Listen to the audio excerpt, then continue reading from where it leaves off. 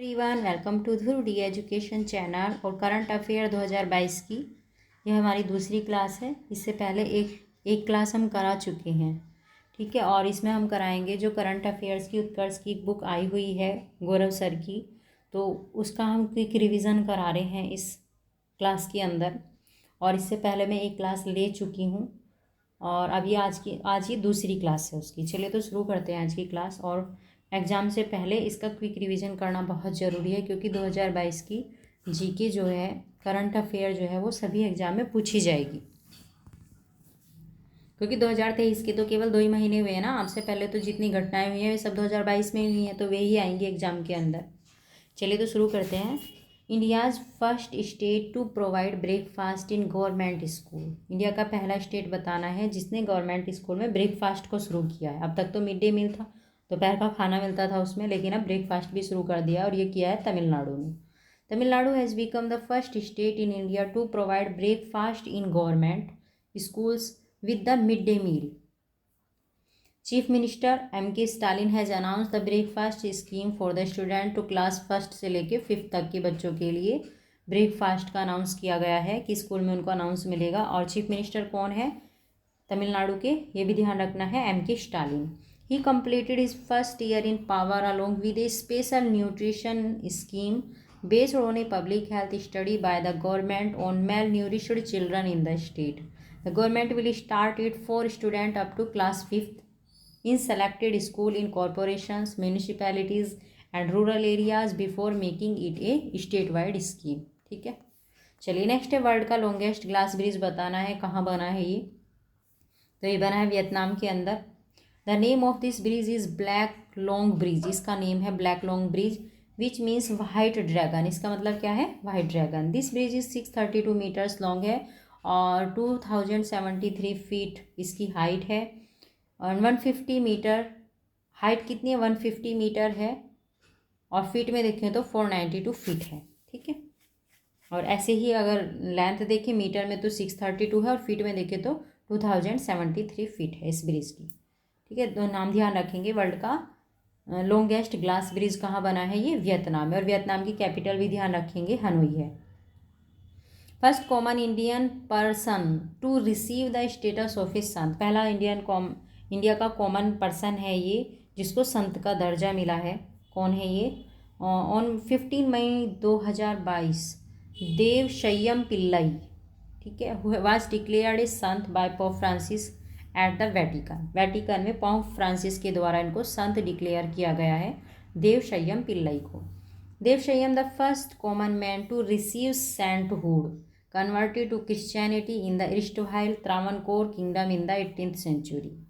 Dev Shayyam Pillai was also declared a sant along with 9 other while including his name in the list of sant by Pope Francis at St. Peter's Basilica in the Vatican. Devasahayam Pillai was born on 23 April 1712 को इनका जन्म हुआ था in Nattalam village of Kanyakumari district of Tamil Nadu, ठीक है। तमिलनाडु के थे ये और अब इनको संत का दर्जा दिया गया है। On 13 May 2022 the world longest pedestrian suspension bridge named sky bridge. ये वर्ल्ड का लॉन्गेस्ट पेडिस्टेरियन सस्पेंशन ब्रिज है और इसका क्या नाम है? स्काई ब्रिज है। 721, ठीक है। Sky bridge 721,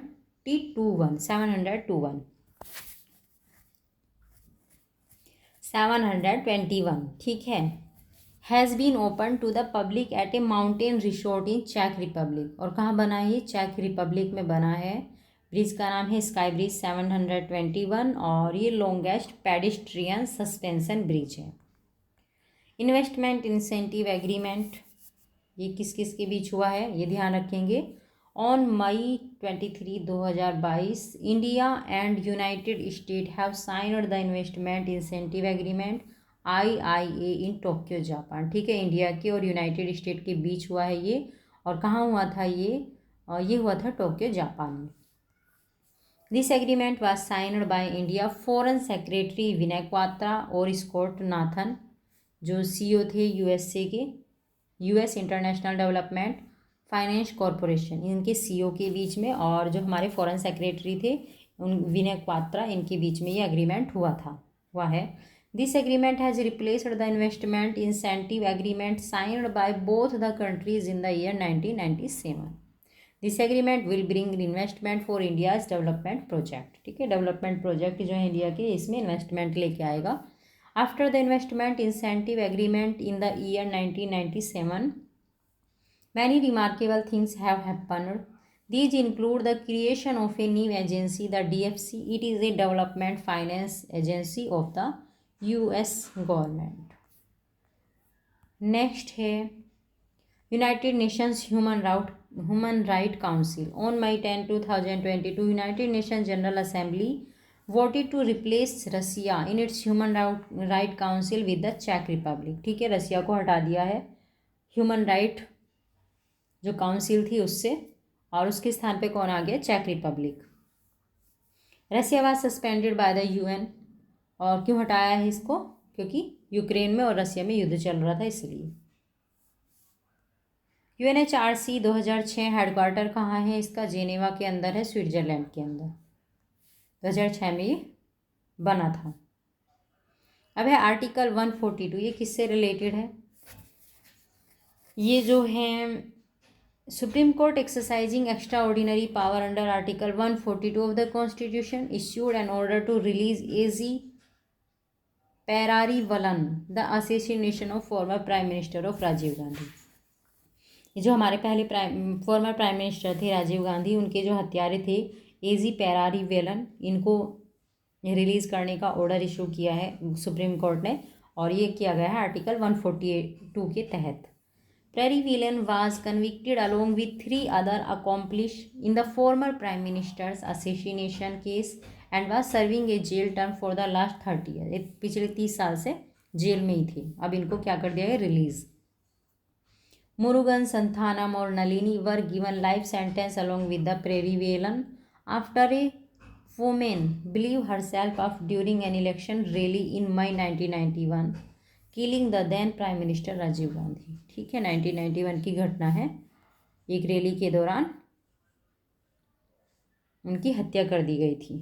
recognition of sex worker as a profession in a landmark order the supreme Court has recognised sex worker as a profession and said its practitioners are entitled to respect and equal protection under the law. ठीक है, अब ये एक profession में आ गया है sex worker का work. The Supreme Court exercised its special power under Article 142 of the Constitution, और ये पावर दी गई है सुप्रीम कोर्ट को। किसके तहत किया है ये? आर्टिकल 142 के तहत। In the year 2020 the national human rights commission recognised sex worker as informal workers. On September 2018 the supreme court in its landmark judgment in the Navtej Singh Johar versus union of India case under section 377 of Indian Penal Code 1860 decriminalised homosexuality. धारा 377 के तहत ये जो Navtej Singh Johar versus union of India का case था, इसमें homosexuality जो थी उसको डिस्क्रिमिनलाइज्ड कर दिया गया था कि अब ये अपराध की श्रेणी में नहीं रहा है। Consensual gay sex is no longer a crime in India. अब कंसेक्सुअल गे सेक्स जो है वो इंडिया के अंदर क्राइम नहीं रहा है। ये नीवी स्पेसीज ऑफ मंकी सैलामेस्क्यू मिली है। ये मंकी की नीवी स्पेसीज है, और कहाँ पे मिली है? ये अरुणाचल प्रदेश में मिली है।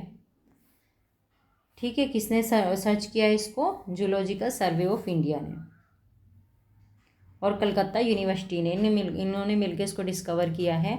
और जूलॉजिकल सर्वे ऑफ इंडिया के डायरेक्टर कौन है? धैर्यश्री Banerjee said that new species named Selamasque was found in western and central parts of the state. It is named after Sela Pass. इसका नाम किसके पे रखा गया है? सेला पास पे। सेला पास भी ध्यान रखेंगे कहाँ है? अरुणाचल प्रदेश के अंदर है ये। Sela is located in western Arunachal Pradesh between the towns of Dirang और त्वांग। इन दोनों टाउन के बीच में है, दिरंग और त्वांग के बीच में। नेक्स्ट है यूनिफॉर्म सिविल कोड। अभी पता है फर्स्ट स्टेट गोवा है जहाँ पे यूनिफॉर्म सिविल कोड है अभी, और एक्ट आर्टिकल कौन सा है? 44। The Uttarakhand government has announced a drafting committee to implement the uniform civil code. अभी उत्तराखंड ने अनाउंस कर दिया है, एक ड्राफ्टिंग कमेटी बनाई जा रही है इसको इम्प्लीमेंट करने के लिए। The committee is headed by retired Supreme Court Ranjana Desai के द्वारा इस कमेटी को हेड किया जाएगा। Uniform civil code means uniform law for every citizen living in India. सबके लिए, जितने भी इंडिया में लोग रहते हैं सबके लिए एक ही लॉ होता है, एक जैसा ही लॉ होता है, रिस्पेक्टिव ऑफ रिलीजन और कास्ट। ठीक है, किसी के रिलीजन, कास्ट, कोई किसी भी रिलीजन का हो, कोई किसी भी कास्ट का हो, ये कोई फ़र्क नहीं पड़ता है, सबके लिए लॉ एक जैसे ही होते हैं। At present Goa is the only state which has uniform civil code which was implemented by the government of Portugal in the year 1961. The government of Goa was formed with the said civil code. In such a situation, Uttarakhand has become the first state whose cabinet has decided to implement the civil code. ठीक है,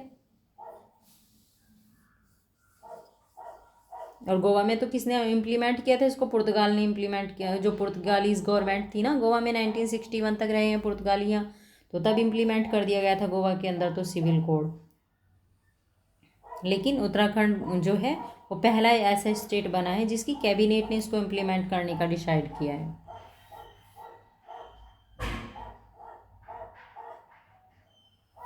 चलिए next, Sant Kabir academy and research centre कहाँ पे है ये? President Ramnath Kovind inaugurated the Sant Kabir academy and research centre at Maghar in Uttar Pradesh. ये बनाई गई है संत कबीर अकेडमी और रिसर्च सेंटर उत्तर प्रदेश के मगहर में। Its foundation stone was laid 4 years ago in the year 2018 by the Prime Minister Narendra Modi.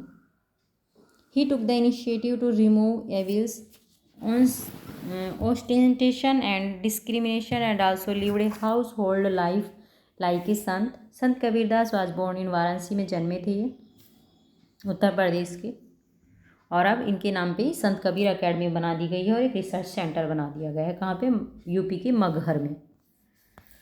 India first city with sewer system, तो कौन सी बनी है ये? आगरा बनी है। Agra in Uttar Pradesh became the first city in India to have a vacuum based sewer system. यहाँ vacuum based sewer system लागू किया गया है।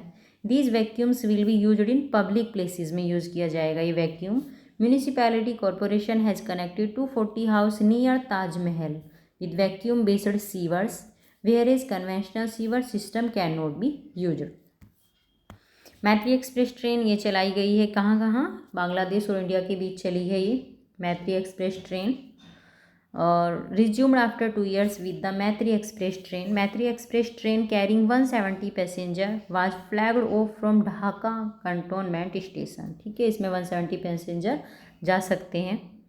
मैत्री express train also started between India and Bangladesh on 1 June 2022 which is the third train running between the 2 countries। इससे पहले 2 train चल चुकी हैं दोनों कंट्रीज़ के बीच में, और जो मैत्री एक्सप्रेस है वो 3rd नंबर की ट्रेन है। इससे पहले 2 कौन सी चली थी? एक चली थी मिताली ट्रेन और ये चली थी जलपाईगुड़ी और ढाका के बीच में। ठीक है, और उससे पहले थी बंधन एक्सप्रेस, ये चली थी कोलकाता से खुलना तक। ठीक है, कोलकाता से खुलना तक चली थी। तो एक बंधन एक्सप्रेस थी, मिताली ट्रेन होती, और अब ये है मैत्री express. Global security initiative GSI। A new global security initiative has been introduced by Chinese President Xi Jinping. This initiative is being seen as a counterweight to the Indo-Pacific strategy and the Quad. ठीक है, ये global security initiative ये सी Jinping जी के द्वारा introduce किया गया था। China की प्रेसिडेंट है जो, और क्यों लाया गया है इसको?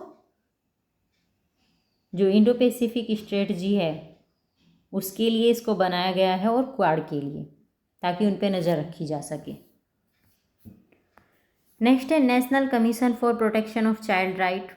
On the March 1, 2022 the national commission for protection of child right celebrated it's 17th foundation day. Short form है इसके NCPCR।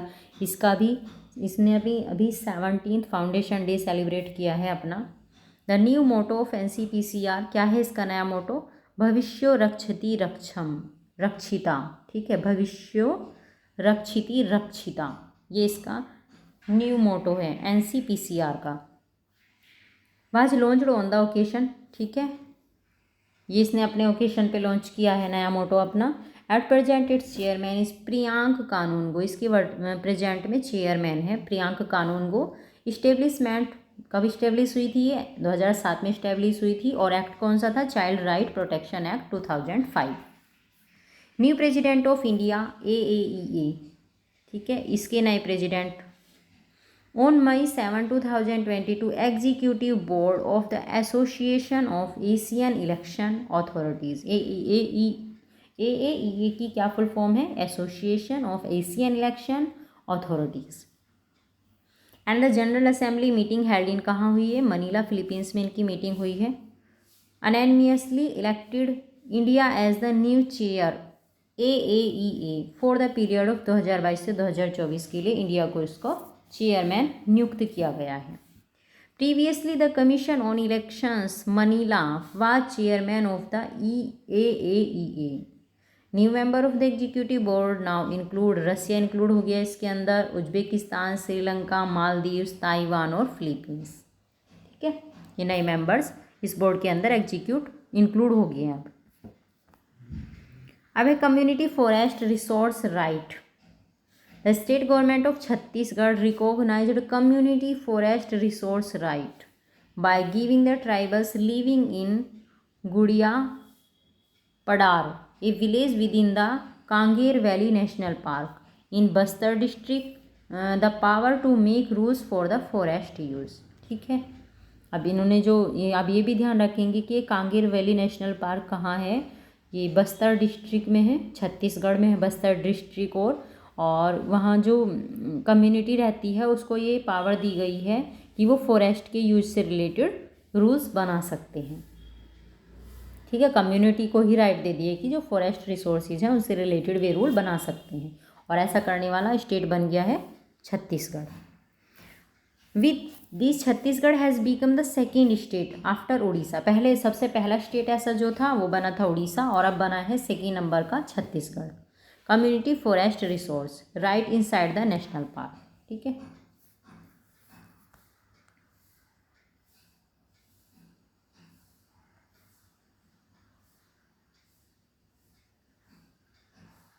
अच्छा, नेशनल पार्क के अंदर ही बनाया जाता है CFR, और यहाँ पे ट्राइबल्स को रहने की परमिशन भी होती है, ठीक है। National air sports policy 2022। On June 7, 2022 civilian aviation minister Jyotiraditya Scindia launched the national air sports policy 2022। ये जो हमारे सिविल एविएशन मिनिस्टर हैं ज्योतिरादित्य सिंधिया, इन्होंने नेशनल एयर स्पोर्ट्स पॉलिसी 2022 को लॉन्च किया है, और फर्स्ट टाइम ये लॉन्च की गई है दिल्ली के अंदर। The objective of this policy is include India in the major air sports countries by the year 2030। और क्या मेन पर्पज़ है इसका? कि 2030 तक हमें इंडिया को जो स्पोर्ट्स कंट्रीज़ हैं बड़ी बड़ी उनमें इंक्लूड कर देना है। Through this policy 11 air sports including aerobatics, 11 air sports हैं जो इसके अंदर इंक्लूड किए गए हैं। ये हैं एरोबेटिक्स है, बैलूनिंग है, ग्लाइडिंग है, पैराशूटिंग है, पावर्ड एयरक्राफ्ट और रोटरोक्राफ्ट विल बी प्रोमोटेड। इन सबको प्रमोट किया जाएगा। First state to make drone policy, कौन सा स्टेट है जिसने ड्रोन पॉलिसी बनाई है? ये है हिमाचल प्रदेश, इंडिया का पहला स्टेट है ये। Cabinet has approved drone policy 2022 and logistic policy 2022। Himachal Pradesh has become the first state in India to frame a drone policy. Himachal Pradesh India का पहला स्टेट बन गया है ड्रोन पॉलिसी को फ्रेम करने वाला। With the formation of this policy, the work of agriculture, horticulture, industry and home department will become easier. अब इससे क्या होगा? ये सारे काम जो हैं एग्रीकल्चर, हॉर्टिकल्चर, इंडस्ट्री, इन सब के काम बहुत आसानी से हो जाएंगे। नेक्स्ट है world first right to repair law. ये किसने शुरू किया है? New York legislature of the United State has passed the world first right to repair law for digital electronics. Digital electronics के लिए ये first right to repair law ये pass किया गया है। The right to repair will require digital electronics manufacturers to make part, tools, informations and software available to customers and independent repair business, ठीक है। Next election of 5 non permanent members in UNC में 5 non permanent members के election हुए हैं अभी, और ये 2023-24 के लिए चुने गए हैं। Ecuador, Japan, Malta, Mozambique and Switzerland have been elected as non permanent member. ठीक है, कौन कौन बने हैं? इक्वाडोर, जापान, माल्टा, मोजाम्बिक और स्विट्जरलैंड। 2023-24 के लिए इनको नॉन परमानेंट मेंबर चुना गया है। दिस कंट्रीज विल रिप्लेस, किसका स्थान लेंगे? इंडिया का, आयरलैंड, केन्या, मैक्सिको और नॉर्वे का। ठीक है, कब से लेंगे? और 1 जनवरी 2023 से। The 193 member United Nations General Assembly had elections on June 9 to elect 5 non-permanent members for a 2-year term. इनका टर्म भी ध्यान रखना है कितना होता है? 2 ईयर टर्म, 2 साल का होता है। यूएनएससी 5 वीटो पावर है। 5 वीटो पावर किस किस की कंट्री के पास है? यूएसए, रसिया, चाइना, यूके और फ्रांस के पास है। और टेम्परेरी मेंबर्स कितने होते हैं इसमें? 10 टेम्परेरी मेंबर्स होते हैं और 5 जो हैं परमानेंट मेंबर होते हैं। इनके पास ही वीटो पावर होती है। इंडियाज़ फर्स्ट बालिका पंचायत, ये कहाँ पे बनी है? The empower women India's first Balika Panchayat has been started in Kutch, Gujarat. Gujarat के कच्छ में शुरू की गई है ये। The ministry of women and child development is planning to start Balika Panchayat all over India very soon. Its main objective, क्या पर्पज है इसका? To promote social and political development of girls, girls का सोशल और पॉलिटिकल डेवलपमेंट करना, and to solve their problems by removing the evil present in the society. और society में जो girls को लेके अभी भी कुछ जो बुराइयां बनी हुई हैं उनको दूर करना। भारत गौरव टूरिस्ट ट्रेन ये चलाई गई है कहाँ? India's first private train started from Coimbatore, north Tamil Nadu से चलाई गई है और साईनगर, शिरडी, महाराष्ट्र तक चलाई गई है ये, under Bharat Gaurav scheme in 14 जून 2022। ठीक है, इंडिया की पहली प्राइवेट ट्रेन स्टार्ट हुई है। फर्स्ट स्टील स्लैग रोड ये कहाँ बनाया गया है? On June 15, 2022 in union steel minister Ramchandra Prasad Singh, ये हमारे यूनियन स्टील मिनिस्टर हैं, has inaugurated the first 6-lane highway road built using steel slag to connect the port with the city in Surat, Gujarat. तो कहाँ शुरू किया गया है ये? गुजरात के सूरत सिटी में। This road is made of steel slag, road जो है स्टील स्लैग का बना होगा, वेस्ट मटेरियल का बना होगा, और ठीक है, स्टील इंडस्ट्री से जो वेस्ट मटेरियल निकलता है तो उससे बनाया जाएगा ये। करंट स्टील मिनिस्टर कौन है? ज्योतिरादित्य सिंधिया हैं। Okay.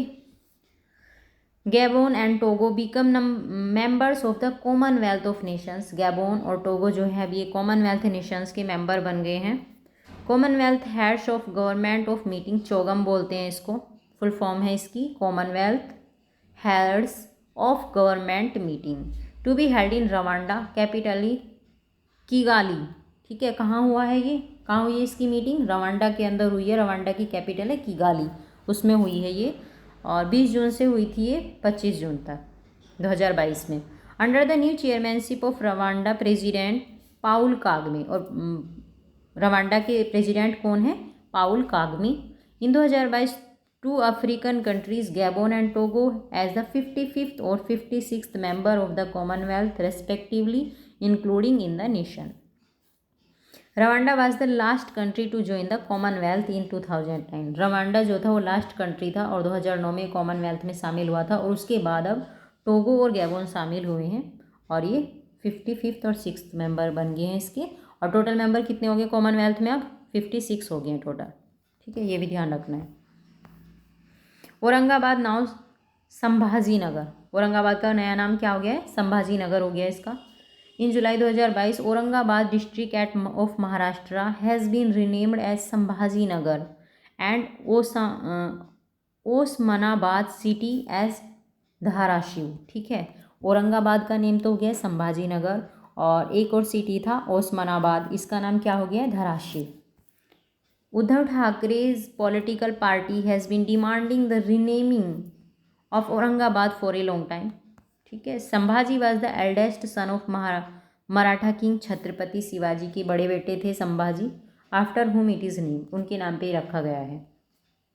Aurangabad was named after Mughal emperor Aurangzeb, the governor of Reen in 17th century.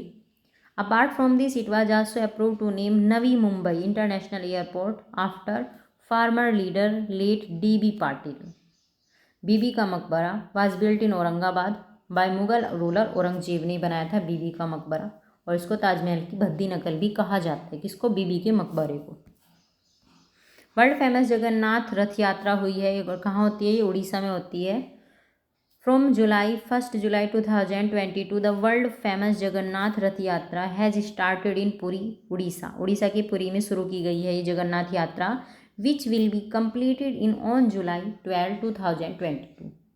In the Jagannath temple, Jagannath is seated in the form of Lord Krishna की फॉर्म में बैठते हैं जगन्नाथ टेम्पल में। एंड हिज रथ यात्रा is taken out every year after the Amavasya in the month of आषाढ़। ठीक है, आषाढ़ के महीने में होती है ये अमावस्या को, अमावस्या के बाद। This yatra was organised after 2 years due to the corona pandemic, नहीं हो पाई थी कोरोना की वजह से, है ना। This temple was built in the 12th century में बनाया गया था ये टेम्पल, किसके द्वारा? अनंत वर्मन चूड़ागोंग देवा, इनके द्वारा, चूड़ागोंग देवा इनके द्वारा बनाया गया था ये जगन्नाथ टेम्पल। और इन द ईस्टर्न गंगा डायनेस्टी, कौन सी डायनेस्टी थी? गंग डायनेस्टी। डायनेस्टी का नेम भी ध्यान रखना है, और ये भी ध्यान रखना है किस राजा ने बनवाया था। जगन्नाथपुरी टेम्पल वाज कॉल्ड, यमनिका तीर्थ बोलते हैं इसको जगन्नाथपुरी टेम्पल को, और व्हाइट पैगोडा भी बोलते हैं। It is a part of चार धाम पिलग्रिमेज का पार्ट है जगन्नाथ। और चार धाम में कौन कौन से आते हैं? बद्रीनाथ, द्वारका, पुरी और रामेश्वरम। सन टेम्पल कहाँ पे है? उड़ीसा के अंदर है, ये भी उड़ीसा के कोणार्क में है सन टेम्पल। और सन टेम्पल को क्या कहा गया है? Black pagoda. व्हाइट पैगोडा किसको कहा गया है? जगन्नाथपुरी को, जगन्नाथ टेम्पल को। अब है टी हब 2.0। ये टी हब क्या है? Technology hub 2.0। Telangana chief minister Chandrashekar Rao, कौन है तेलंगाना के चीफ मिनिस्टर? चंद्रशेखर राव हैं। Has inaugurated the world largest innovation campus technology hub 2.0 in Hyderabad. ठीक है, वर्ल्ड का लार्जेस्ट इनोवेशन कैंपस इन्होंने इनैग्यूरेट किया है हैदराबाद के अंदर। This second phase of T hub technology hub has been built in Raidurg Hyderabad में इसको बनाया गया है। More than 300 crore has been invested in this by the state government. It will promote entrepreneurship को प्रमोट करेगा ये, and innovation by providing entrepreneurs access to 6MS mentors. 6M की क्या फुल फॉर्म बताए गए हैं? 6M कौन कौन से? Mentors, market, motivation, man power, money और मेथोडोलॉजी। ठीक है, इनको ये प्रमोट करेगा। सेंट्रलाइज्ड पे सिस्टम पद्मा, ये सेंट्रलाइज पे सिस्टम है ये Padma. The controller general of defence account of the ministry of defence has launched a centralised pay system for the Indian coast guard. ये इंडियन कोस्ट गार्ड के लिए शुरू किया गया है सेंट्रलाइज्ड पे सिस्टम है ये Padma. This pay system has been named Padma. The full form of Padma, क्या फुल फॉर्म है इसकी? Pay roll automation for the disbursement of monthly allowances, ये इसकी फुल फॉर्म है। फुल फॉर्म ध्यान रखेंगे, इंपॉर्टेंट है।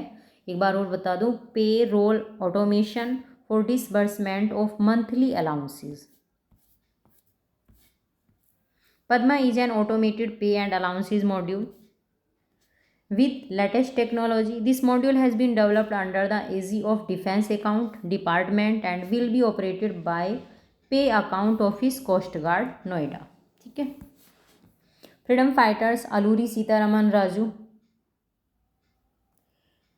On 4 July 2022 prime minister Narendra Modi unveiled 30 feet tall bronze statue बनाई गई है इनकी, फ्रीडम फाइटर अलूरी सीतारमन राजू की, at the inauguration ceremony of his. और इनकी 125वीं बर्थ एनिवर्सरी थी, इसके अवसर पर इनकी स्टैचू बनाई गई है भीमावरम इन आंध्र प्रदेश के अंदर। कहाँ पे? भीमावरम इन आंध्र प्रदेश। 1897 में जन्मे थे Alluri Sitaraman Raju. Fought against the British government in the eastern ghat region to protect the interest of the tribal community.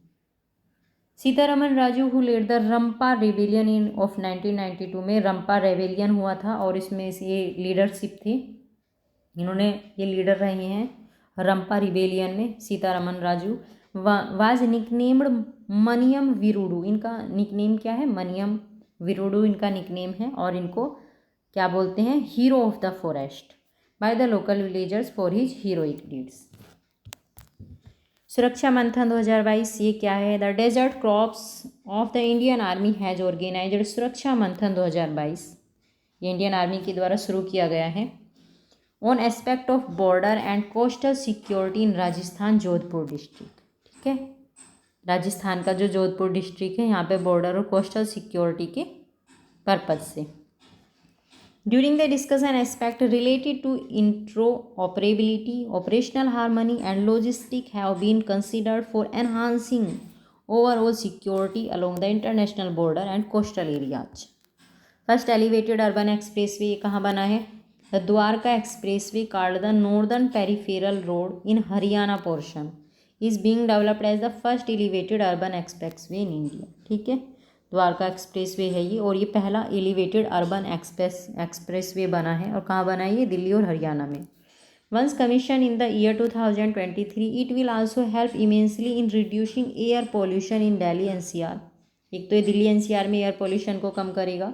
The expressway connected Delhi to Gurgaon in Haryana, ठीक है, दिल्ली से हरियाणा तक ये गुड़गांव तक ये एक्सप्रेसवे बनेगा, कनेक्ट करेगा दिल्ली को और गुड़गांव को। is being developed at cost 9,000 crore. 19 kilometre of this 29 kilometre expressway will fall in Haryana. अच्छा, टोटल 29 किलोमीटर का है ये एक्सप्रेसवे, और इसमें से 19 किलोमीटर तो हरियाणा में पड़ जाएगा और 10 किलोमीटर पड़ेगा दिल्ली के अंदर।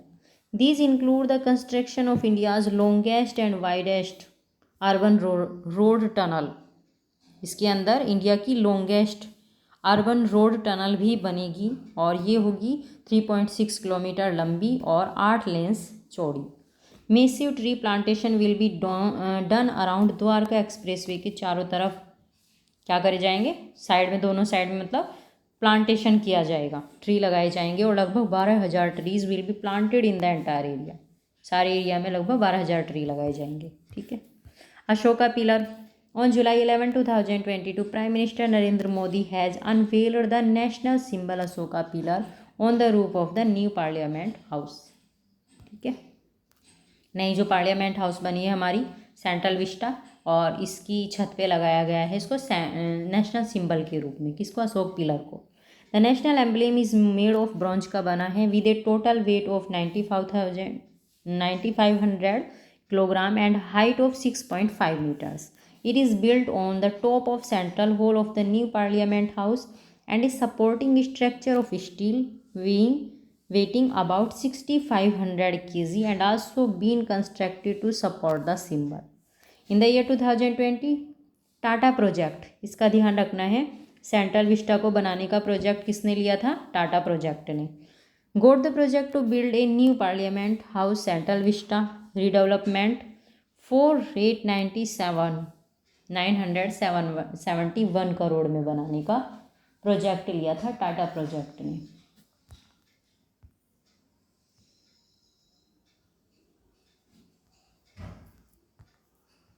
अब है Prasar Bharati. On July 11, 2022, information and broadcasting security Apurva Chandra unveiled the new logo Prasar Bharati. इन्होंने प्रसार भारती का नया लोगो बना दिया है। The new logo depict the map of India, service of trust, security, excellence of the nation.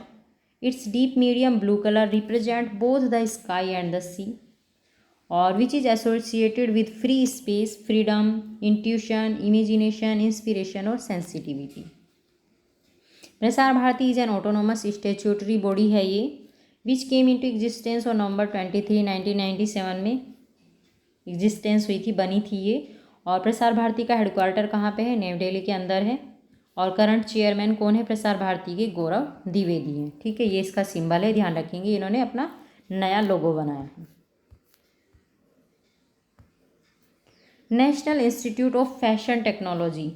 On July 12, 2022, national textile minister Piyush Goyal, ठीक है। पीयूष गोयल कौन है? नेशनल टेक्सटाइल मिनिस्टर हैं हमारे, union textile minister. Has inaugurated the national institute of fashion technology in Panchkula, giving a big gift to Haryana. Haryana में बनाया गया है ये national institute of fashion technology. The foundation stone of this institute was laid on the 29 December 2016 by then the union textile minister Smriti Irani, ठीक है। इन्होंने इसको foundation stone मतलब इन्होंने इसकी शुरुआत की थी। I2U2 group, I2U2 group 4 country हैं इसके अंदर, और कौन कौन से हैं? इंडिया, इजराइल, UAE और USA।